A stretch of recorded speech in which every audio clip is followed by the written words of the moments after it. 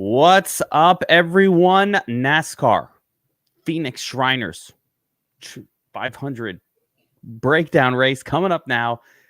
It's Geek and Taco. We're breaking it down. And Taco, what are we looking at today in Phoenix, and how is it different from the last few races? So we've got a new package this year for the short track. Will it be better? Who knows? Will it be much different? Who knows? Will people be able to pass for the lead? Probably still no, but they rearranged where some of the downforce is coming from. They messed with the rear, the underbody, the diffusers, the aerodynamics in the car to lower some downforce, then get some downforce back with slightly larger spoilers. Had a few of these guys test this package in December, so that's kind of note there. But yeah, this should be this is the first short track race of the year, and yeah, it should we should still mostly go off of last year, but we do have a gigantic practice session where everyone is in the same group. Everyone got like 30 to 50 laps, a lot of good data to go off of here. So I think practice times, I think last season's short and flat track form and track history here, just overall, and most importantly, like starting position are kind of everything. We're pretty aware of who's fast here. JGR is like by far favored. They're plus 165 as a team, which is pretty nuts. And you've also got the 23XI Toyotas that are looking like some of the fastest cars in practice. They're terrible at getting through pit road.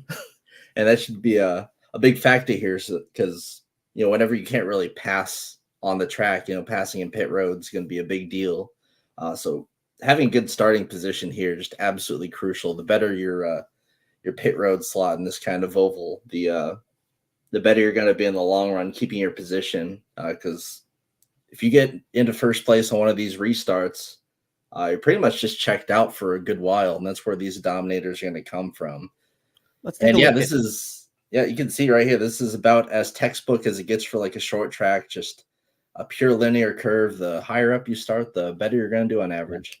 So I always love explaining this so the people get it. But number one, this is the historical scoring based on where the drivers are starting, and this is for this Phoenix race. And I think this tab for me on the research station is the most important tab that I look at every single week. Then we go to practice. We have a lot of other important things to go over, but this one's key because every NASCAR track has a different strategy, or at least the track types do.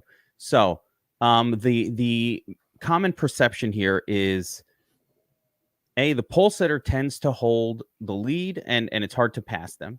And you can see that in the numbers here where you've got the driver starting first, averaging 76 fantasy points, which is just massive compared to everybody. That is a massive advantage. But I think the other thing that's interesting is second, third, fourth, the drivers that start higher up tend to score more here, which is pretty opposite of certainly what we see in super speedways, and not quite the same as what we saw last week in the intermediate, where there's this sort of high numbers and then you get like a downswing and then you get a little spike towards the end. Here, it seems like the further back the driver starts, the worse their score is, and it's very linear. Yeah, very easy to go a lap down here. So guys starting in the 30s, it's going to be really tough to stay relevant. You're going to go multiple laps down. It's just the way it is. Yeah. Half mile, is it a half mile track, Phoenix? It's a 1 mile. So it's it is a 1 mile. Okay. So it's not the shortest of bigger short track. Yeah, it's kind of in between. It's using the short track package the first time we've seen it this year. Yeah, you can see historically, they're hitting 70 fantasy points over half of the time off the pole, averaging 89 lead laps.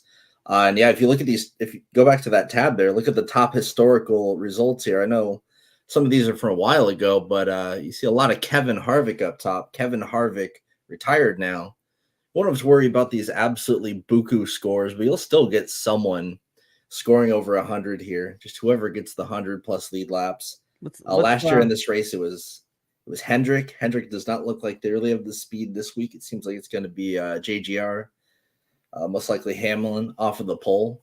But we do have a lot of drivers to break down here.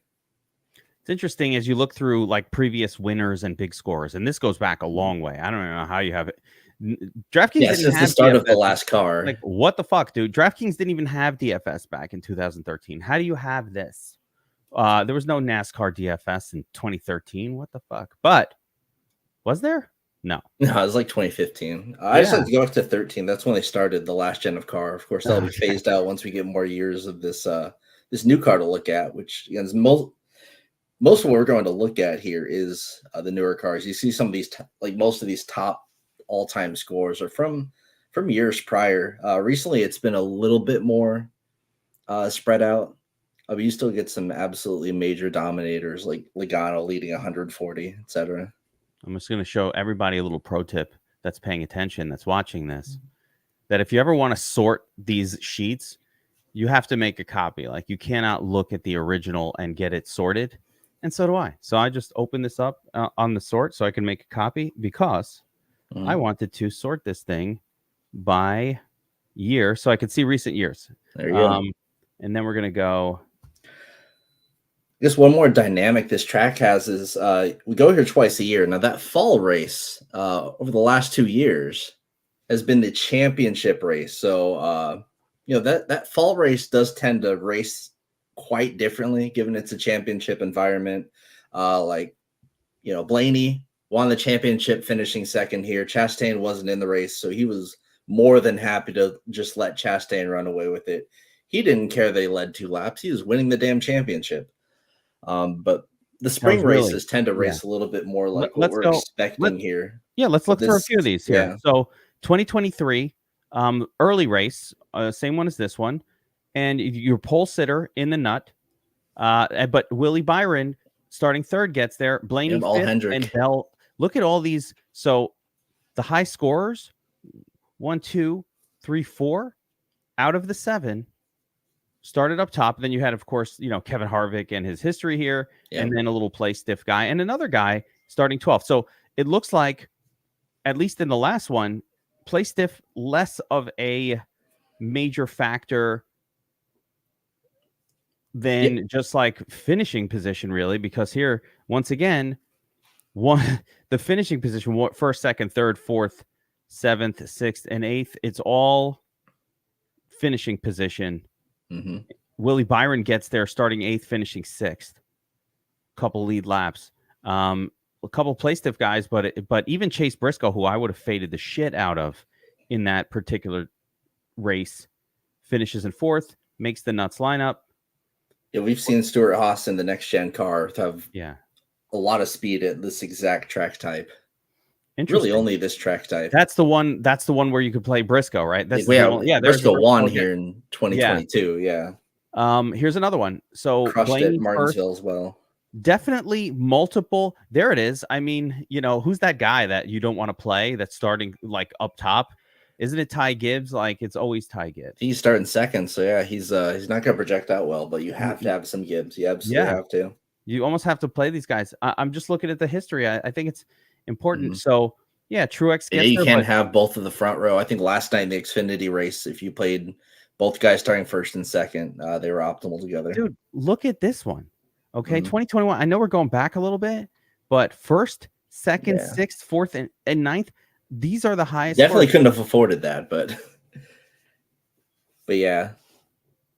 And you're just going to see all these major scores, these major dominators. And if you could go to the correlation tab, kind of far back there on the right, do want to point out something here. So if you just look at the top numbers, you see the numbers at the top, that's just the overall correlation from track to track. Phoenix is one of the highest of all the tracks, and all the other tracks have a really high number, around like 50%. Also just so happen to correlate really well with Phoenix.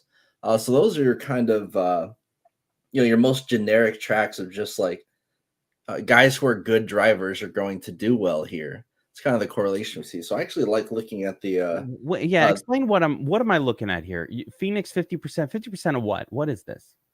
Yeah, so it's just comparing driver ratings between every driver at every race and comparing them to like where they end up at each different race. You can see like what like 50% would be You could predict 50% of the race by just looking at the results of like a different track. What up, Okay. Brandon? Oh, like in terms of other short flat tracks? Yeah. So, like, obviously, Bristol Dirt going to be super low. Daytona, Talladega going to be ultra low because it's completely unpredictable. It's basically a number that shows how predictable these tracks are. Okay. And all the tracks that correlate really high with this, like Richmond, Kansas, Homestead, Las Vegas, correlate really high with this track. So this is just kind of generic. The best drivers are going to be the best drivers, and the worst drivers are going to go way down. Just Not something as I've much. kind of noticed. I mean, is there a lot of carnage here? It's a little shorter of a track. No. Lower carnage track. But after last night, you do get wild restarts here, and we saw like a big one in Xfinity because there is that dog leg, and people will just go absolutely ape shit on these restarts because it's like the only place where you can gain spots. But once things get settled out, you're kind of just stuck. Okay. All right. So I'm jumping over to the practice tab just to look at what the practice scores were. And currently, this is sorted by best 20 laps. And that's an interesting choice to sort it by that. Would you say that's the most predictive measure? Well, I mean, so if this thing goes green for a good while, then this long run speed is really going to be just what the best cars are. And you see these Toyotas, super good long run speed. And then some of the cars are a little bit more tricked out for short run speed. Your Penske cars usually that sort of deal. If there are more restarts, like you really do want short run speed because you don't have to be like the fastest car if you just have like a really good restart. And if they're like, if it's more of a carnage race, you get like multiple restarts going on, then you'll want those guys with more of the short run speed. But if this is a long, boring green flag sort of race, these guys with the long run speed are going to come from the rear and move their way forward. It's kind of why, like Bell looking like he has one of the best cars in the long run speed here in the best team, and like he has like the same odds as Hamlin, even though he's starting 13th. Hamlin's starting off the pole. Hamlin's got more of like short run than Bell. Doesn't Bell have a shitty pit crew that was fucking it up? Not as bad as 23XI. Those guys really suck. Let's see. So I mean, Bubba Wallace. Okay. Yeah. And 23XI, speak of the devil, they've got like the best long run speed. And then here we are with Eric Jones. Not entirely sure what to make of this Eric Jones situation. It kind of looks like Gregson from last week. I mean, Gregson made it really easy for everyone by qualifying the rear, but Jones qualified like fourth. Obviously, Toyota's fast. Legacy switched over to Toyota, and they're looking kind of fast across the board. You've got was it Nemechek also looking really, really fast in practice. Yeah, I mean, look at these speeds. These are not the names that I was expecting to see up top. Yeah. You notice like Hendrick didn't really look the fastest. RCR looked absolutely pitiful. Any big names? Yeah, like Kyle Busch here down towards the bottom. Killa Priest. Ty Gibbs not good. Why? What happened, Ty Gibbs? But yeah, just have short run. Like he qualified pretty well, but he does not have the long run speed the other Toyotas have, from what we can tell. So I mean, as much as I want to play Ty Gibbs because of that. Well, I think you will want to play some Ty Gibbs because you'll see where he's starting. Anything can happen just based off where he's starting. But yeah, his practice times leave a lot to be desired. And Chastain didn't stand out at all in like odds or anything, but here he looks like he's got a pretty quick vehicle. Yep, won this race most recently. Yeah, let's go. Let me go by best lap. I don't know how critical this measure is, but Reddick, Cindric. Austin Cindric, okay, he's inexpensive, right? Yeah, Penske is in their short run speed. You know how that goes. Let's go 5 lap. Yeah, again, Jones. What's up with Jones? I know. Are we playing Jones today? I don't know. He's starting fourth. He's starting fourth. He strikes. Yeah, he's got like 30-1 odds. Also, like he's looking really solid. It's just like he really strikes me as more of a FanDuel play if you're playing both. Like he's perfectly suited for FanDuel. Isn't he on DraftKings? I don't know because he doesn't have like the best track history here. Even when he was with JGR, he was like borderline top 10 kind of guy here. I mean, if they got some of that magic, cool. I mean, at 7K, I'm kind of more interested in like Ty Gibbs than I would be Eric Jones, of like guys starting in the very, very front, because I don't think he's going to go out there and like lead laps or anything. He's probably moving like a bit backwards, but I mean, at 7K, if he can just kind of hang and he has like some actual speed, I mean, who knows? It's a new situation with this Legacy switching over to Toyota, so it's kind of a litmus test race in a lot of ways for these guys. Same for the Spire cars as well.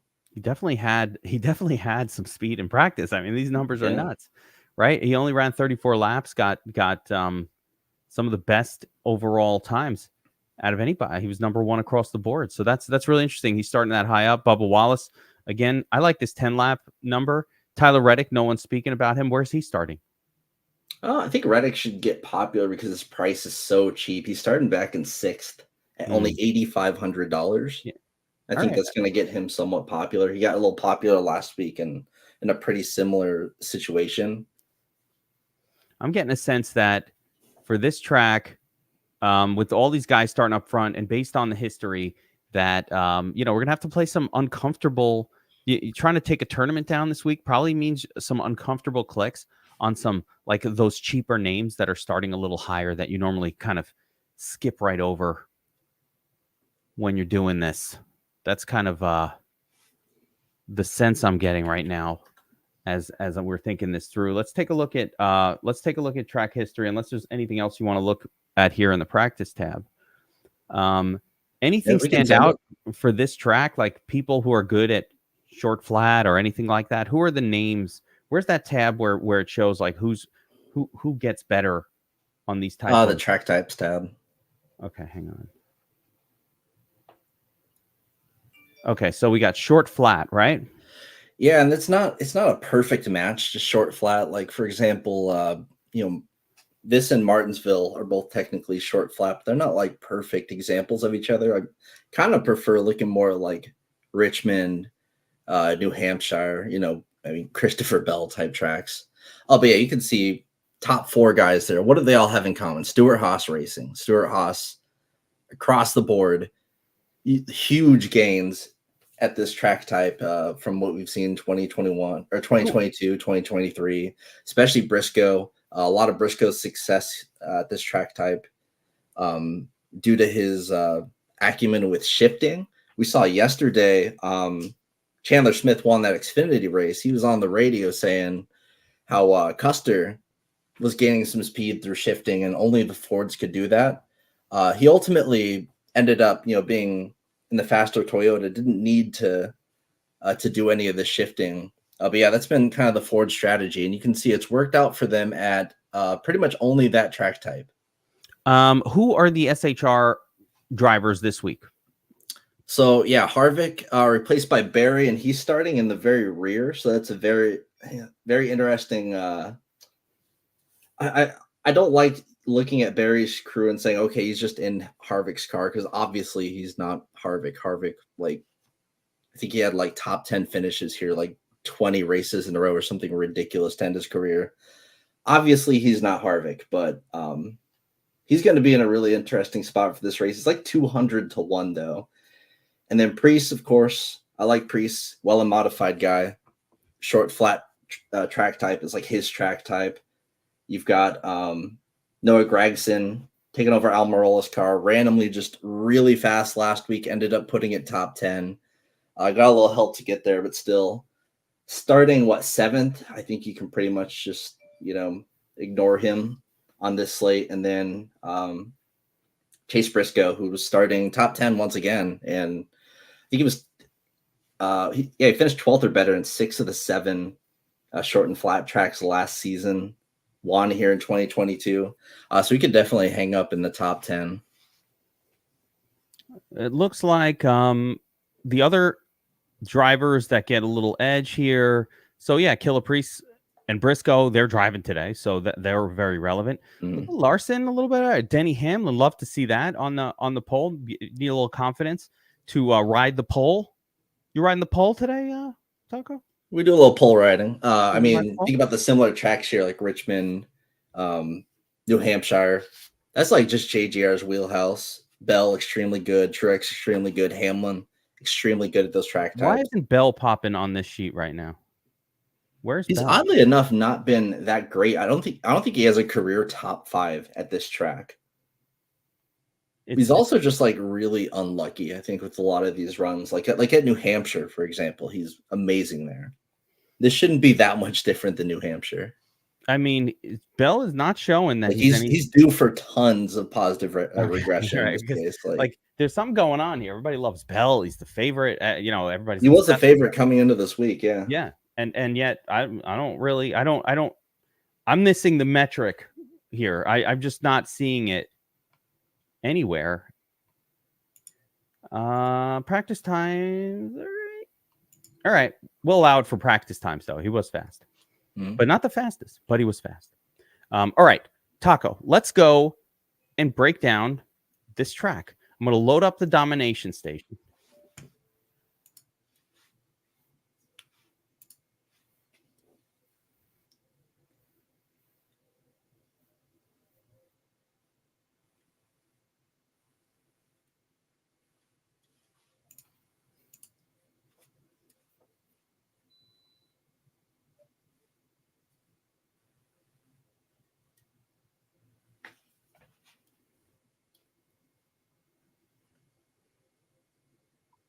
Thank God you guys added dark mode.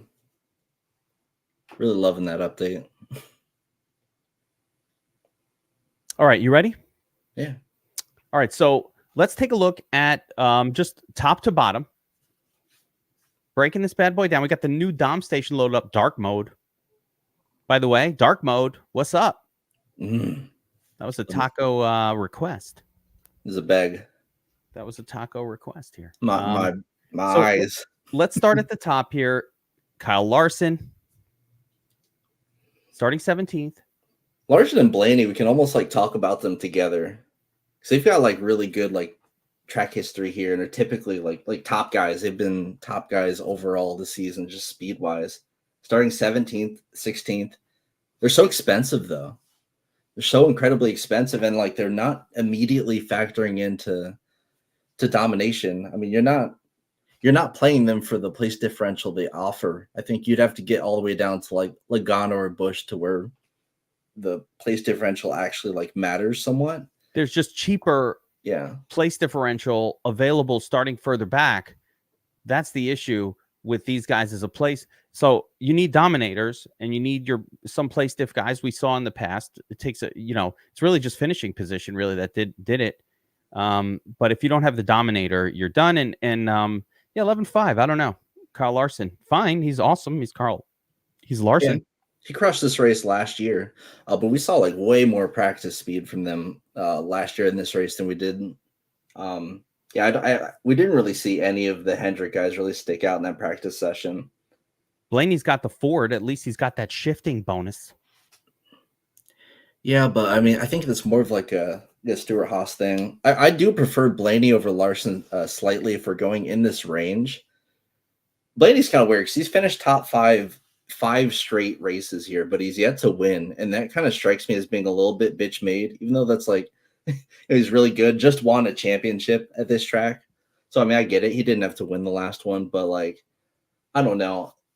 It's just very expensive. It makes your life so much easier if you just go down from this range of like, these guys are admittedly like A tier plays. There's just a ton of S tier plays, and they're like way cheaper. Hamlin, it's ownership's really interesting here. It's so mid, so spread out, and it's crazy when you look at it. Just everybody's 28-30% because they're all do you want a full face? There's a lot of good cases for a lot of guys. You've got like Kyle Busch starting back in the 30s, but the only one we know for sure is going to be chalk is Hamlin, and very likely Bell with his odds and just the hype coming in for him. But Hamlin certainly absolutely going to be super high owned. Pole sitter always is at Phoenix. I think people are going to be more eager to go to these guys. Larson and Blaney, usually they draw a ton of ownership, but I expect it to be a bit lower in a race like this. And then Byron kind of just goes to the wayside here. He's kind of a forgotten man. I think him and Elliott starting top 5 are going to be guys that are really slept on, but also not ones that really strike you as like, guys are going to lead stage 1 or whatever, because I mean, just the Toyotas just look really good for that, and they're probably just gonna okie dokie 1 and 2.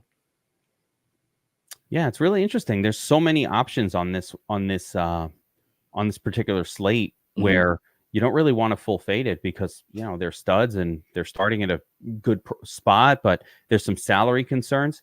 A lot of priced up guys too. Look at all these names, 10K and above. It's Yeah, we always see, the more laps there are, the more 10K and above guys you're going to get. I mean, this is a short track, but 300 laps is like, what is it, 312 laps? It's like 50 more laps than like an intermediate.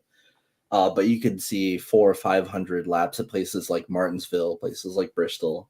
So it's not like, that's when you're going to see the guys in the 12Ks. Let's talk about the elephant in the room is, of course, Denny Hamlin. He's starting at the pole, fast fucking car.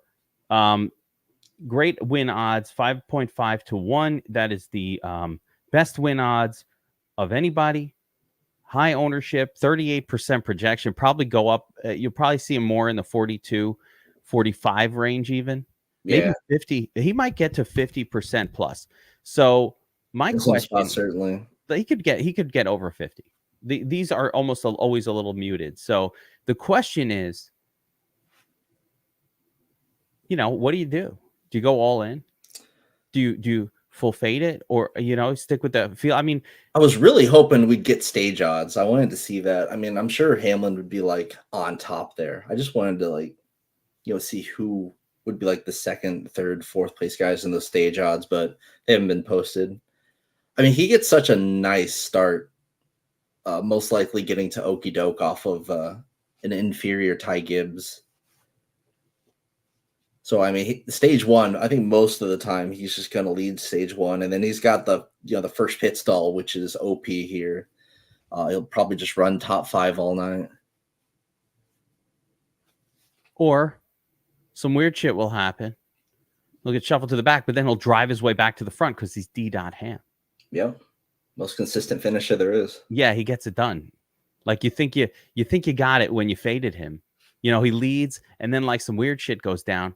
Penalty lap. You're like, oh man, he's going to the not penalty lap. Little pit penalty. Goes to the back. And then next thing you know, he's back in the front because he's fucking Hamlin. So he's a great play on DraftKings. Absolutely slam dunk play on FanDuel. Yeah. I mean, you basically can go pretty heavy. Yeah, FanDuel. The pole sitter also has finished every lap of this race since 2013. So, I mean, the safest place to be is out in front. It's less crashy. Yep. Yeah, and Elliott up there is the threat a little bit. You almost like, who's going to get it if he doesn't? And whoever gets it is probably going to hodl it. So, and he's not really priced like a threat either. Like, I think his best finish at a track, a short track last year, was like 10th at Martinsville. Yeah, so not really striking as much of a threat. Keeping it simple, Hamlin, a really good play. Your only reason for fading Hamlin is probably going to be ownership. And those of you who are watching this who love to fade the chalk, that's your chalk, your chalkiest chalk, probably 50%. And there are some people out there who would say anything in a tournament that's going to be 50% owned, I fade it. Yeah, these I don't know, these short flat tracks tend to be the most like chalky, like places like here, places like Richmond, places like Dover. The chalk just tends to eat over time. I'm more likely to fade chalk at like obviously like a super speedway, an intermediate track. Just this is the one track type where I'm probably just going to be devouring some chalk. I'm gonna be real with you. Hamlin just seems like the play. Starting lineups with Hamlin and Bell. Probably going to be the default lineup construction. I know there's a lot of plays around it, like Larson, Blaney look good on paper. Logano and Busch look like great place differential plays, but I think most lineups will end up settling on like a Hamlin Bell, or like just a Hamlin, like a secondary option. Yeah, I think Bell is sketchier than Hamlin just because of how much he costs and how many other people looked really good. Also, Yep. Bell has no guarantee of leading a lap. He has no guarantee of getting to first. The odds look good. His car looks good. His history looks good. Even in the chat, Andrew's talking about a test that happened back in September. SAT scores look really good, I guess. I don't know. Funny enough, Bell had technical issues during the actual part of the testing where they did this package. He did like the first set of it, but he actually didn't really get in. I don't think he got in any laps in like this exact package that we're using. But I mean, clearly he has something figured out because it's pretty apparent that he had one of, if not the fastest car, just off the truck here. Yeah, but there's other possibilities there. So Bell, second best odds, has a little play stiff upside, but I think to me he's riskier than Hamlin just because there's no guarantee he gets those lead laps. Hamlin, if he doesn't lead like a lot of laps, is probably gonna fuck you. Yeah. So at this price, you need either significant play stiff, but more likely you need somebody who's going to lead some laps. And Bell looks like he probably will, but not locked in. So there's a lot of other names here. Under the radar, Martin Truex, who sometimes JGR car, JGR again, plus 165. Nuts for a single team. Nuts line. Just gotta mix it in. Yeah, he's like a great contrarian play for GPP, like a single entry play. I love Truex in single entry because he doesn't, he doesn't jump off the page in any way compared to his teammates. It was much slower in practice, much less of like a guy that sticks out to you. His ownership's going to be like halved, if that, like Hammond or Bell. So yeah, just a perfect single entry kind of play. Guys, you're watching the DFS Army NASCAR Breakdown podcast. Make sure you hit the like button, subscribe to the channel, and you're notified when we go live on Sundays breaking down the NASCAR tracks. We break down MMA every week as well here on the DFS Army YouTube channel. A lot of good stuff going on. A lot of fun. Francis and Ghana. We didn't have much to break down about Frenchie, but yeah, yesterday's card, man, did not go how I was hoping. Oh, brutal. I had an all-in call that went poor. Still reeling from it. But if you enjoy those calls, even when they're wrong, make sure you subscribe to the channel so you can check it out. Check us out. And of course, you want access to the Domination Station and the cheat sheets for Truck Series, for Xfinity Series, for NASCAR, Cup Series.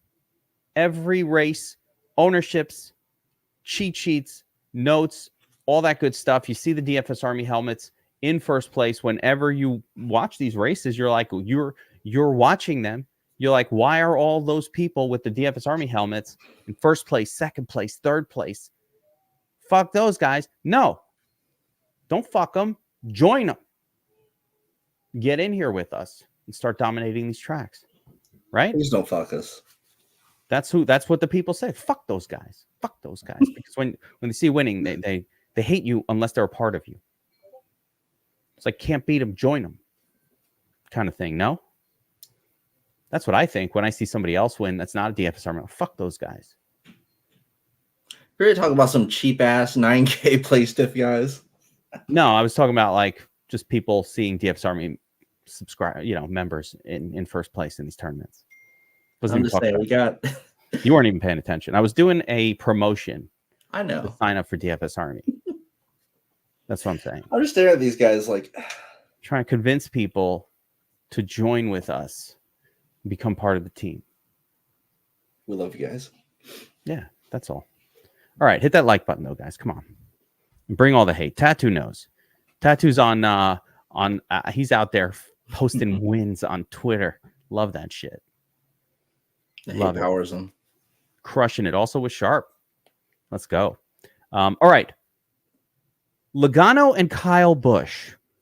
Two great plays that play great together. Kind of. So they're kind of similar, Taco. You like Logano a little bit more here, you said? Yep. Showed some speed in practice. I think he said top fives in 4 of the last 5 short and flat tracks going into last season. Obviously won a championship here in 2021. Starting 23rd, I think more people are going to be drawn to Kyle Busch starting 31st, and I kind of get it, but like him and Austin Dillon were so ridiculously slow, and those pit stalls are going to start being like really bad.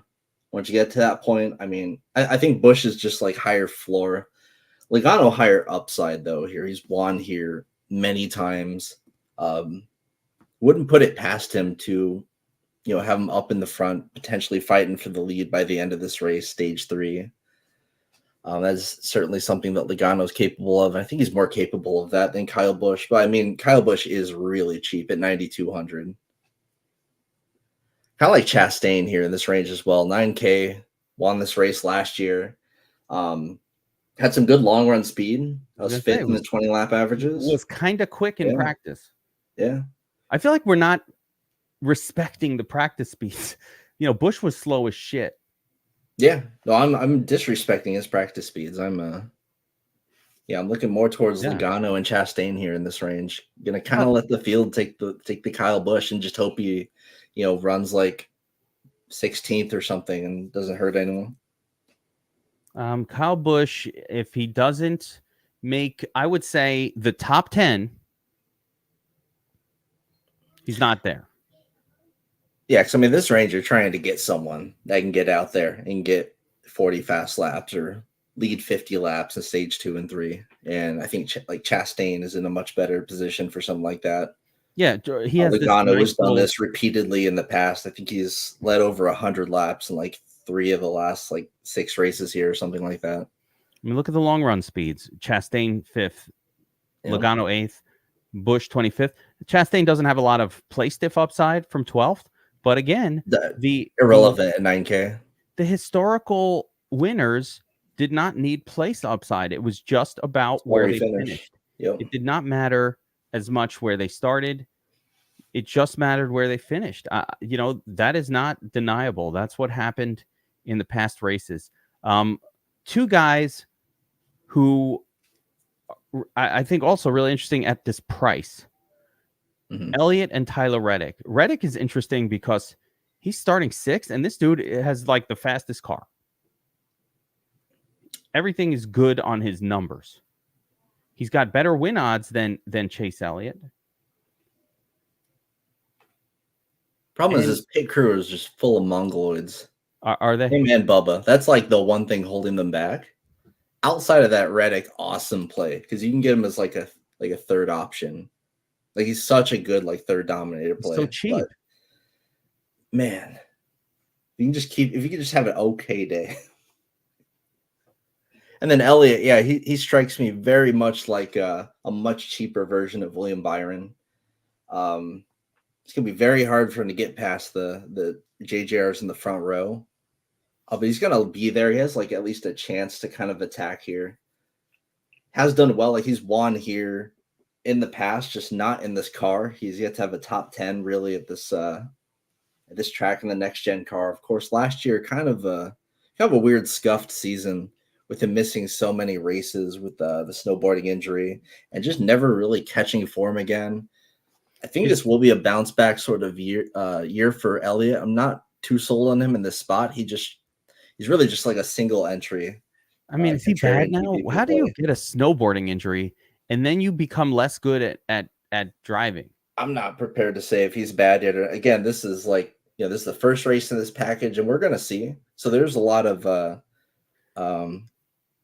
Is Chase the biggest? Is this the best tournament play? I mean, is he the biggest threat to him? Is it single entry? He's kind of like Truex for me. Just he's a nice little contrarian play starting up high. I'd almost rather have Ty Gibbs though starting second if we're just gonna be taking shots at guys who aren't Hamlin starting up front. Ty Gibbs was so slow in the practice. Yep. How does it turn around? How does that change? Opportunity on the front row. That's just what it is. These I think guys starting second are optimal 50% of the time. I think it's the top. Is it second place that can take over for first? In this track, some of them it's he's probably just letting Hamlin over here. But I mean, if Hamlin has a god awful restart, something happens to him, if he just has a better pit than Hamlin eventually, if there's early caution or something. Who really knows? They should be able to just run the first stage just fine. The first stage is really short, and then the second and third stages are like double the distance. Let's talk about 2 more sort of guys in the middle of nowhere. Busher and Brad Keselowski. Keselowski, a little bit of speed. Busher doesn't look anything special in practice. Any reason to play these guys at all? I mean, both look really low owned, like they are not owned at all. So Busher caught fire at this track type last year. Late in the season, he crushed at Richmond. Followed that up with an 8 at Martinsville, and then a 5th here in the championship race at Phoenix. Was in really good form. We haven't really seen that much from RFK so far this season, and in practice times, he was outside of the top 20 in pretty much every single split. So not really seeing the speed from him. He was one of the guys that tested here in December, but just an awkward spot for him and Keselowski, honestly, because like they offer a little bit of place upside and they are cheap, but they're just that weird like B, C tier of driver. And I'd much rather just stack all the A and S tier plays together and then just punt for the rest. You know, it's kind of how these short tracks tend to go down. Very awkward for guys starting in the teens here. You really want those guys starting up front. So probably not going to end up with a lot of either Busher or Keselowski. I'd be more interested in guys either starting, way up in the front here, like Gibbs, Reddick, Elliott, over these guys, because I just don't really see like Keselowski could go like 18th and end up finishing 3rd. That's a race that we see Keselowski do all the time. I don't know if that scores all that well here, though. That's in the winning. If he gets to 3rd, he's in the winning lineup. Yeah, if he's in the top 4, it would take something like that. Yeah, but if he gets there, that will be the winning line. Like yes, that will be the winning line. All right, so I'm going to jump to 2 more here. Actually, let's jump to 2 more names because I think these are both really probably wildly important names, and I'm not seeing ownership as crazy as I think it should be. But Briscoe, I mean, everything in the research says that Briscoe's really good at this one thing. Yep. Very bad practice times. Could that be him just trying a different line than other people?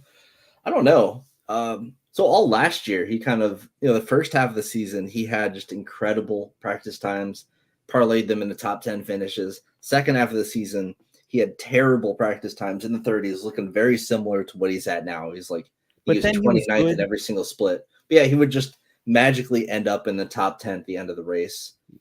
Here, I don't know. It's tough. I mean, he could be able to do his thing. He can hang on to the top 10 here. This dude knows how to shift the car, dude. That's what he's good at. Yeah. 3 top 10s and a win here in the 4 races in the next gen. I don't know. He's more appealing to me on FanDuel just because he's way set up. He's set up to score way better over there, along with Ty Gibbs. My eyes are just immediately drawn to like Bubba Wallace. Yeah, I mean Bubba's the most. We'll get to him. He's gonna be popular and all that. Yeah, it's just this range. It's the mid range at a short track.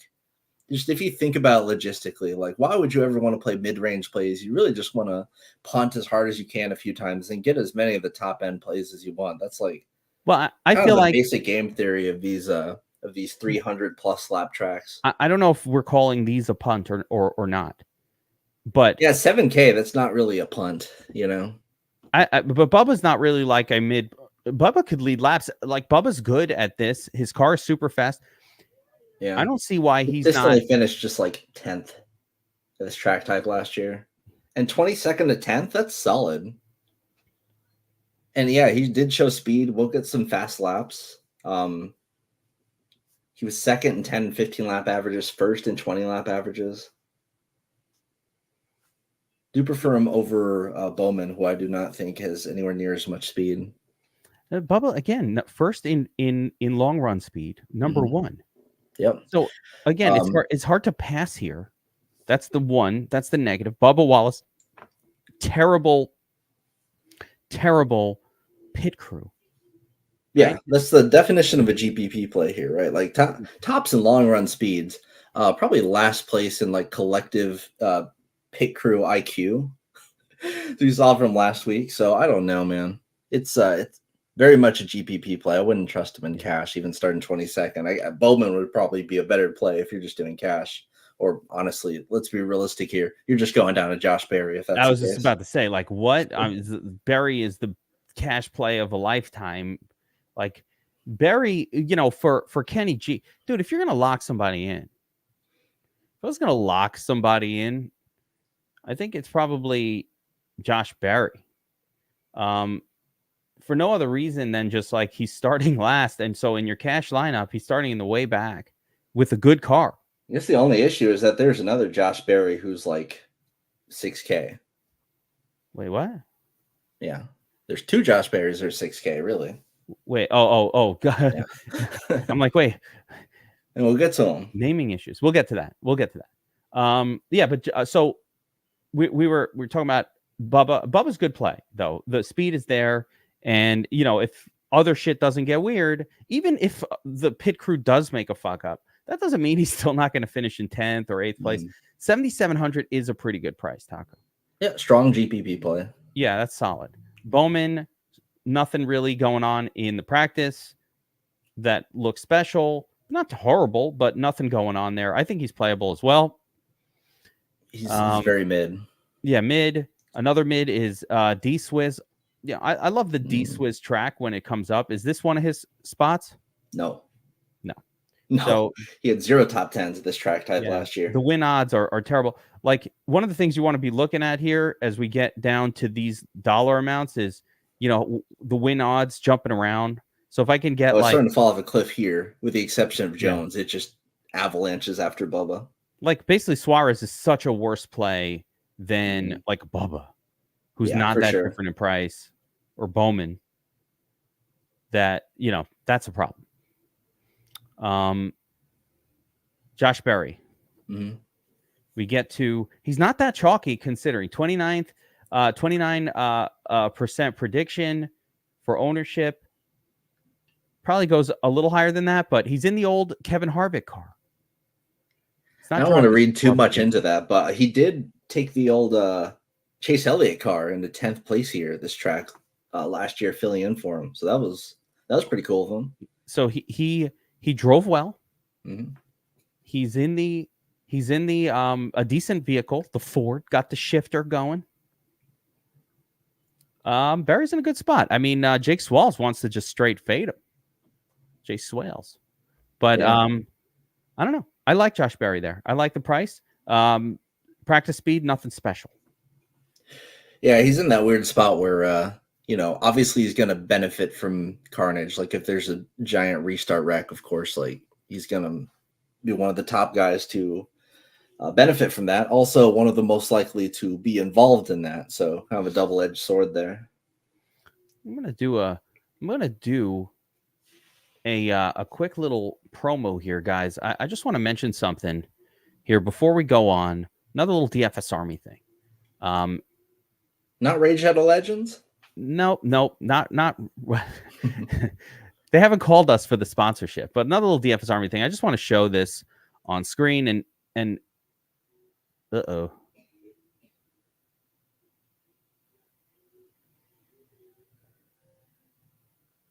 My computer broke. There we go. All right, I'm back.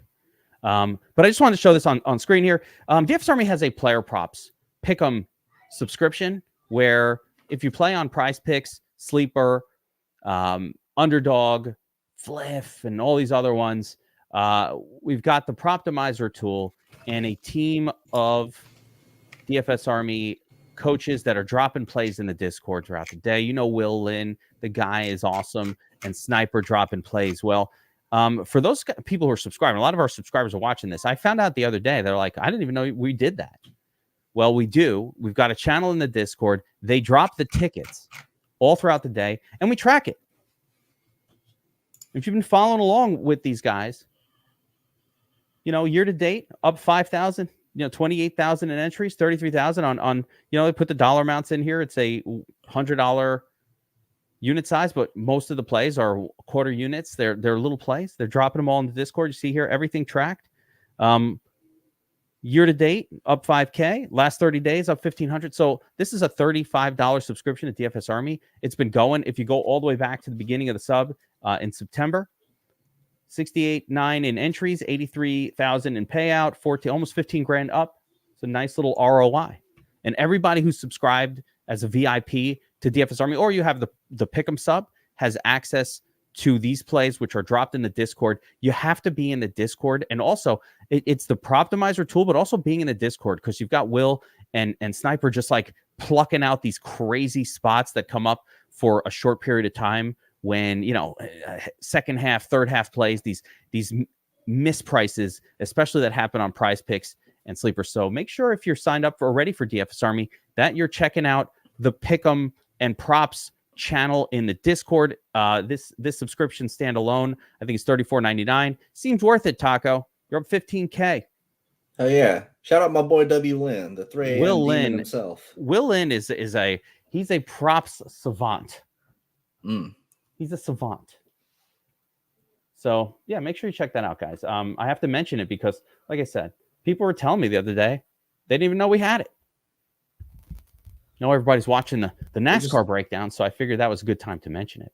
They just legalized in my state, man. I'm ready to get my props in. You following you're tailing Will Lynn and Sniper? Oh yeah. Thanks for reminding me. Hell yeah. All right. Let's continue on and get to the bottom half of the breakdown here. And starting off with the tough one. Derek Jones. Fast. I hate that I have to take a stand on him. I mean, I'm inclined to just kind of avoid him, but it's really just I'll wait and see. I want to see if this is real. It'd be so cool. But Toyota is so fast here. I feel like on this is a great FanDuel play. I think Jones is like cheap on FanDuel. But maybe it's a great perfectly set up to score. In order for it to be a great DraftKings play, I guess he would need to stay in the top 10. I guess he's capable of that. He would need to. There are a lot of for people this to be a good DraftKings play. Here. He needs to finish top 3 or 4. There's no. If you drop to 7, 8, not 7K, I think. And that's assuming he gets fast laps, because there's 300 fast laps going around here as well. With this kind of speed, you would expect him to gobble up some fast laps. If he gets like 20 fast laps, and yeah, he can finish like 10th and be perfectly fine at 7K. But again, it's about what you need from him. He'd be like your 5th option, just to replace, instead of double punting, you go like Jones and then a punt, and then maybe budget a little up top. The opportunity cost an awkward Jones spot to fit him in, being mid range. Yeah, no, there's opportunity cost, and the opportunity cost is, instead of Killa Priest or instead Austin of Barry Dillon or Barry, all of which. So let's math this out real quick, right? Mm-hmm. If he starts in 4th, hold on. Let me get the real numbers here. If I don't, I'm afraid I'm going to break my computer again. But if he starts in 4th, I got you, and finishes in 4th, let's go to. That's 40 points. All right, that's where Josh Berry would just need to finish 19th or better for. There it is. So, points. Yeah, it's a 40 if he just finishes in 4th, right? No lead, no nothing. So realistically, what you said, Josh Berry needs to get to like 19th to match that. Yeah, it seems a little bit more likely to me. But again, Barry's going to have like 3 or 4 times his ownership. So give and take. So, effectively, Jones is a dangerous play starting 4th because he's 7th. Now it's not 40 anymore. Now you're talking 33. Like, it's already done. You're done. If he's not 4th or 5th, you don't even have a shot. I don't think, based on what we saw in the previous best scores, that a 40 is going to be enough. Yeah, he would need fast laps with that, and that's where this practice time. We're really banking on DraftKings specifically. You're banking on him being able to rack up a bunch of fast laps and him having actual speed. You could just go up $700 to Bubba, and I feel like that actual speed is way more legitimate, and it has or Barry way higher floor, like an infinitely higher floor. But Jones did have speed in practice. Can't ignore it. So this guy, the other scenario that happens here, we just painted a negative. The other scenario is the speed was real, and this motherfucker takes the lead and leads laps at no ownership. And practice turned out to be more of the time. Practice became more be a slate breaker. Could be like a old Clint Boyer situation. It's happened before. We'd be an Eric Jones at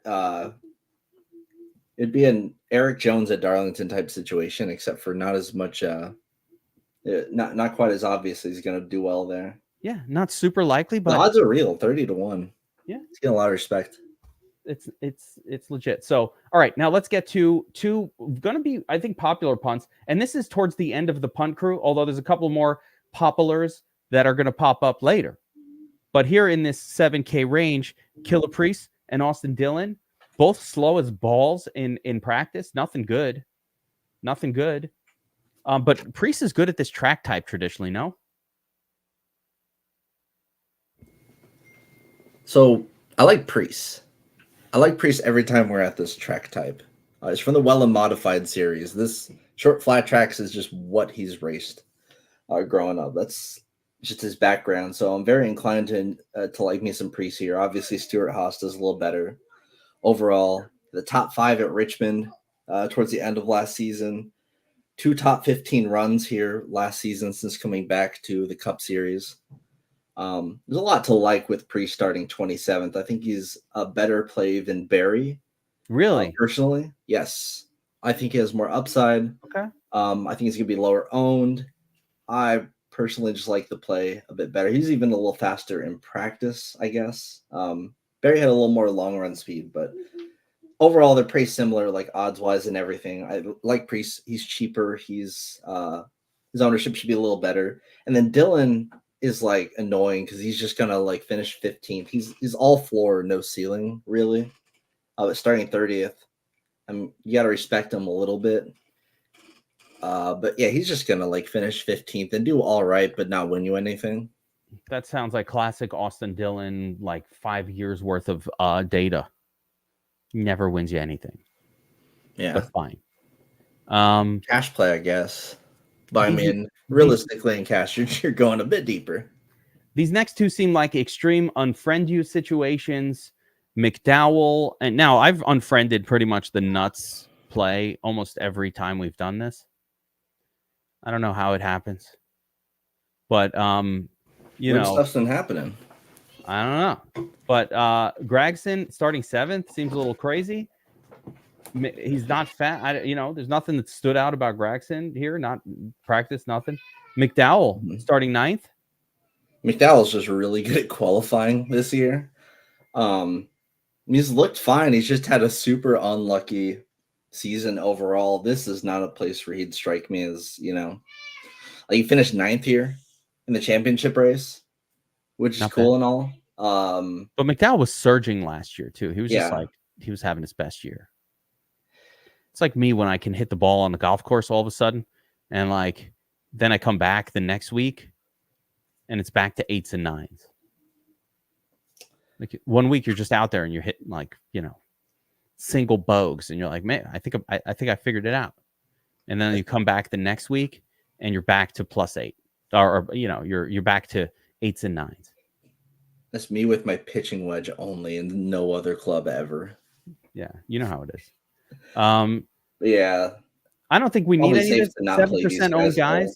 Yeah. So I think one very, very interesting play, and we got some questions for it in the chat and all of that, is John Hunter Nemechek starting 19th. And the reason is he's actually good at this track type, and man, the dude was fast in practice. Like this guy was quick. Like he's like Eric Jones, except a lot more playable, pretty much, because they're both in those new legacy Toyotas. We didn't know what to make out of legacy last year, right? With them being just kind of dead ducks in Chevy. Like, Eric Jones didn't get a single top 10. I think he only got 1 top 20 at short flat tracks last season.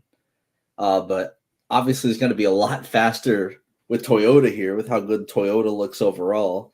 But him starting 4th makes him really hard to play. Why not just play John Hunter Nemechek, who's quite good at this track overall, and starting 19th could push for the top 15 if that speed is like real.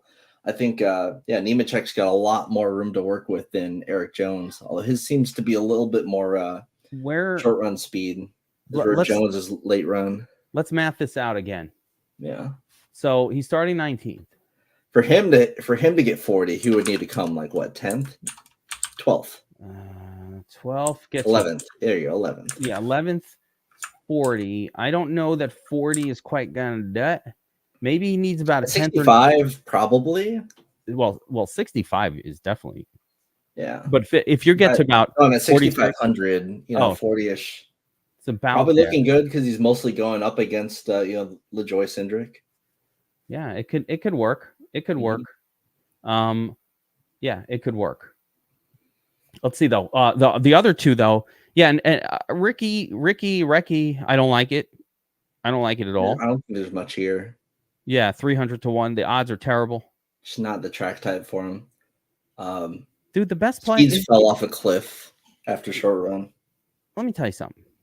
I'm just going to jump to it. The best play maybe on this entire slate from an odds, starting position, and practice time perspective. The best play on the slate, Taco, I am coming out and saying it, I think might be Austin Cindric. Yep. Like even better than, you know what, I was thinking Berry, but Austin Cindric he's starting very back, literally almost last place. He was like 40 to 1 when the books opened for like no reason. It was very weird. Bizarre. And he's super fast in practice. I mean, like you cannot deny the speed. He's got the force shifting. Yeah. And the win odds are just better than everybody else in this price range by quite a bit. I guess the only problem you have to deal with is the fact that Cindric's fucking cursed, but I'm personally willing to put up with that. I don't believe in curses, but I feel like Cindric has fucked me every single race. He's incredibly cursed, but I don't give a fuck. I'll play him again. You know what this reminds me of? This is Eric Almirola circa 2022 or 3. I don't remember what year it was, where we played him every single week. He started 30th. He was looking good, and he burned you every. Was it Almirola? What year was that? Was that last year or 2 years ago? Where he just screwed you every race. It was 2 years ago. He always looked amazing. He was always starting 30th. Yeah. I know it was 2 years ago because I was still able to play on price, but it was a couple of years ago. And he fucked you every time. Is that Cindric? Because that was this spot Dylan last year. This is too good of a spot, Taco. All in. I don't mind it. Of course, I know you can't quit LaJoy.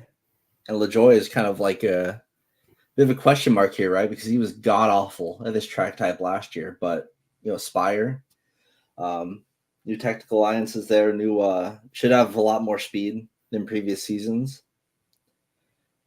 I mean, starting 35th, he's going to be just the alternate play besides Cindric there. If you're just going, I think you're going to be playing Cindric, LaJoy, double punt in a lot of lineups because they're just like the perfect price to where you don't need to go much cheaper than that. All the plays after them are fucking horrendous. And you can play them and play 4 Dominator level drivers and be perfectly fine. So yeah, I see them being quite popular, particularly Cindric with those practice times. You know what's going through my head right now? The Led Zeppelin song, I Should Have Quit You, long time ago. Well, I hope you didn't quit LaJoy. I ain't quitting him. It's not going to happen. Colo, it's like you compare him to Cindric, and yeah, was he faster? No. Are the win odds better? No. 400 to 1 versus 100 to 1, right? Practice speeds, 1824 versus 49. So you're like, hey, Kev, why the hell would you play Colo over Austin Cindric with these kind of numbers?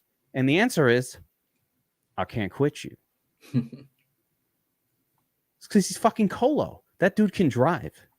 That dude's got the wheel. He's got the wheel skills. Austin Cindric doesn't have Colo's wheel skills. He's just got a better car.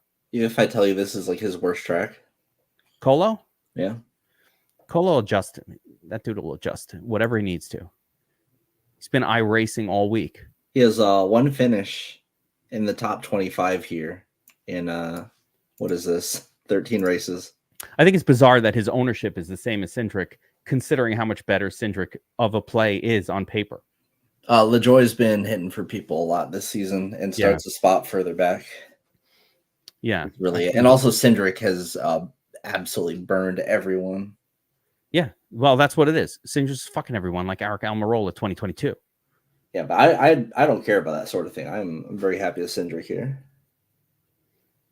It's funny, I made a Zeppelin reference and I didn't realize that you probably have no idea what the fuck I was talking about because you're younger than me and don't listen to that shit.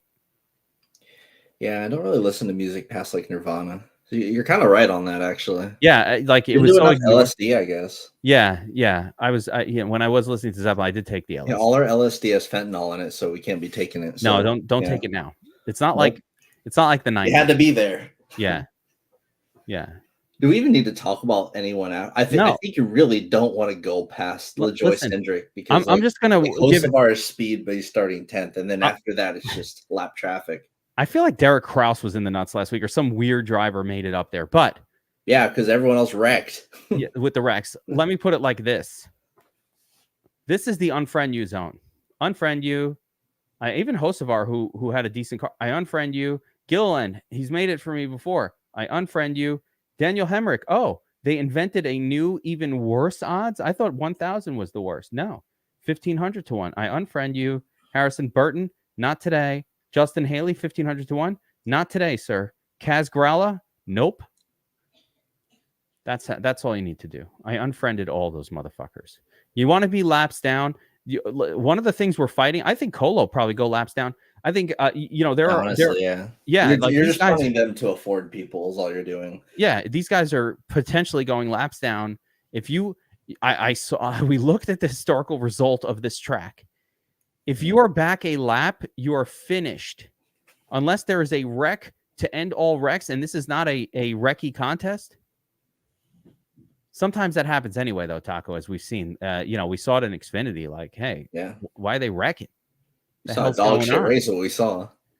Now, if Hamlin was priced like Larson, then maybe you would need more of these guys. But I think with Cindric, LaJoy, kind of range, like there's probably enough there. Barry, yeah, and Killer Priest, like there's just general value like Bubba, Reddick, guys like that. I think there's enough value. You don't really need to go that far down, but if we had Hamlin at like 12K who you had to play, then yeah, this would be a much different slate. It'd be a lot stingier. Not needed. Like last week. Let's see what a lineup looks like when it comes together. So let's start with the chalk starting two, right? Okay, Bell and Hamlin. I'm so special. I picked the chalk, right? Yeah, Barry. And then we go down to Austin Cindric, who is the best play, but probably going to crash. Yeah. 7,700 left. So this is where we're making choices. Probably just Barry, right? And then so I think last place really strikes people.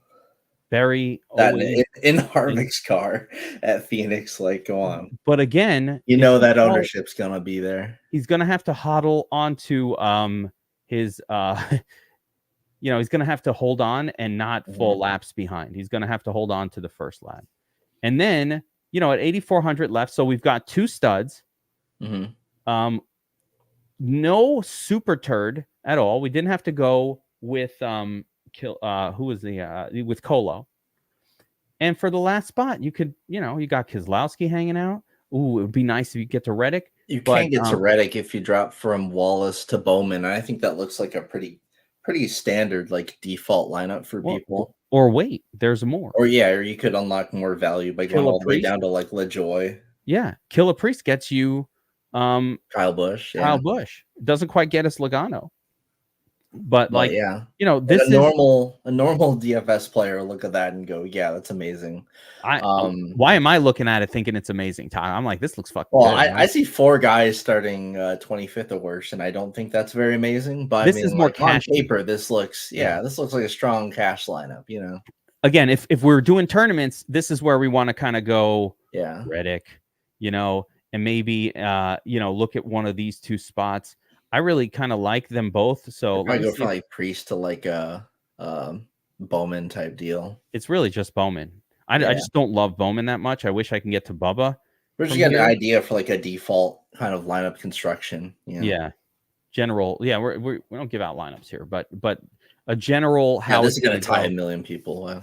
Yeah. And by the way, and then how am I switching it? I'm going, all right. Yeah. Bell. But what if Bell doesn't lead? Okay. All right. Well, who does lead? And let's see. Okay, so from there it's like, oh, Ross Chastain, yeah, he's pretty fucking good. and now I got 8,600 on the last spot. So all right, I can switch it up. So this is the sort of math of how to build around different versions, built around Hamlin with a secondary Dominator. The only thing I'm seeing, though, is not enough guys starting the top 10, in my opinion. Yeah, that's what I'm saying. Like, when I look at it, I go, yeah, my that's why natural Reddick is such a inclination- nice play, because he could be like he's like a really cheap third option, and he's like right there in the mix. I feel like if Blaney wins, he will be in the optimal regardless of how many laps he led. So if the winner of this race for sure will be in the optimal. Well, he's not winning. He's just going to finish second for a fourth time in a row. Second probably gets you there for Blaney too. Yeah. Starting from 16th, if he's in the top 3, he would have to have at least like 20 fast laps if he's finishing second, and that's probably enough. If he's in the top 3, he's in the nuts. Yeah. And all 3 of the drivers that finish top 3 will be in the winning lineup. It's just how not necessarily. There's like a situation in which like Hamlin and Larson lead like 100 laps each, and then Blaney you wouldn't be able to really fit them, especially if like anyone in the 9K range. It's for the price point. Yeah. I guess it's like a math thing, but that's a slim one, because what always ends up happening is there's some other cheaper guy that put up some points that that could make that work potentially. But yes, you're talking 3 Dominators would be tricky. I really hope that like it's not Larson and Blaney leading all the laps, and like the optimal has like Kaz Grala just because you need to. Like, that would be lame, but it has happened before. Kaz, I ain't doing that shit though. That's some slim pickings right there. And Tattoo, I don't think I'm gonna. Like, for me, I'm not gonna sprinkle in Gilly. I think he's laps back. I like Gillen though. He's been great all. I guess if Brady's notes are like 3-star, maybe I'll change my mind. Yeah, of anyone under 6K, like that, those pickings are super slim. I look at it and I want to like Zane, but he was stupid slow in practice. Hemrick, decent history here, but just starting too high. Really, I hate Burton's face. Haley, just no, not in this equipment. None of these plays strike me as worth a damn. Unplayable. I guess Gilliland would be the best of all of them, but even then, I'm like not very happy about using them.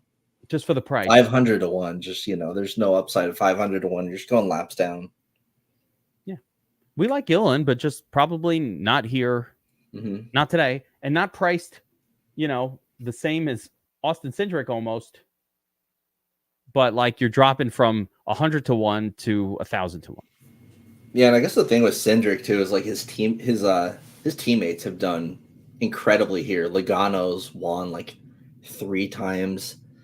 Blaney, 5 straight top 5s at this track. Like, Penske is good at this track. So yeah, Cindric's so much better of a play than most of the guys around him. Definitely way better than anyone underneath him.